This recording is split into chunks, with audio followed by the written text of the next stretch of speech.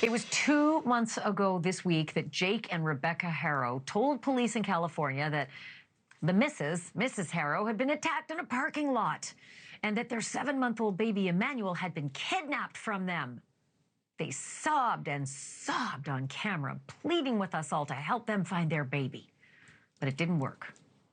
Both of them were arrested instead, and both of them were charged with murder. The sad part of this is that baby Emmanuel has not been seen since. The detectives say that that little baby may have in fact been killed days before that whole phony kidnapping story.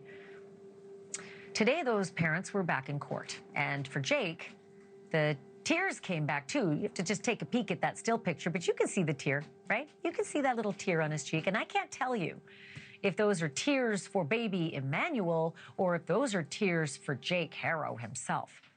Because he changed his plea from not guilty to guilty, and he probably knows that will mean a long time in prison, maybe even a lifetime. Today, he admitted to filing a false police report and to assault causing bodily harm to a child. If you have followed this horrible story, you know that this was something of an encore performance for Jake. Just 2 years ago, he pleaded guilty to willful child cruelty in the abuse of his then 10-week-old daughter way back in 2018. And that child was left permanently disabled.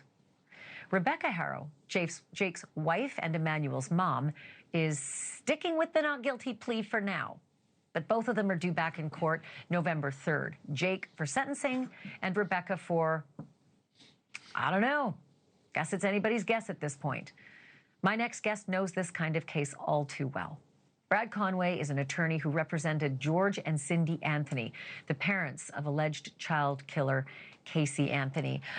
Good to see you again, Brad. I always love our conversations. So let me ask you a question. As an attorney, I always feel like if you're being given a deal and you agree to the deal and the crime is so horrible, so as we don't know where the body of a baby is, don't you have to give up the details of where the baby is in order to get that deal?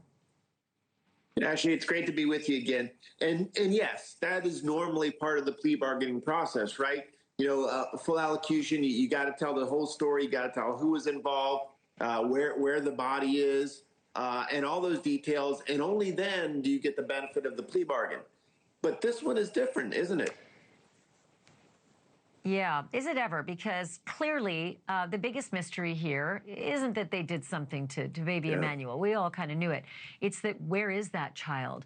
And forensically, can that child be autopsied so as to at least comport with whatever story they're telling today? Let me ask you this. Now that he's copping to this, these particular crimes, how does it affect Rebecca?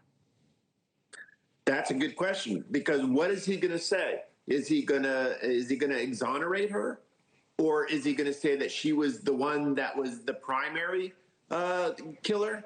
What is he gonna say? And that is the big question, and that's why she's hanging out, saying, "I don't know what I'm gonna do." Maybe she doesn't know either, because one thing that I noticed is that the sheriff's department and the prosecutor in this case, they really are keeping a tight lid on all the facts. So while he's pled guilty on a very short timeline, Ashley. You know, August 7th was when Emmanuel disappeared. Here we are on October 16th, and he's already entered a plea. That's almost unheard of. So do the prosecutor, I mean, listen, you and I lived through Casey Anthony. It's where we met. And it's funny that you should be on because, you know, we just had Mark Eiglarsh on as well. I met him during that trial. We all came together for that. And the fact that they couldn't find the baby, they couldn't find little Kaylee Anthony for so long, meant that there was very little of Kaylee Anthony left. And forensically, that's what kind of ruined this case. Is this an issue here? And do the Haro's attorneys know that as long as that baby stays missing, there's a really good effort that they can put forward in the defense? Because no body, no way to know how baby died. Yeah, and that is true to some extent.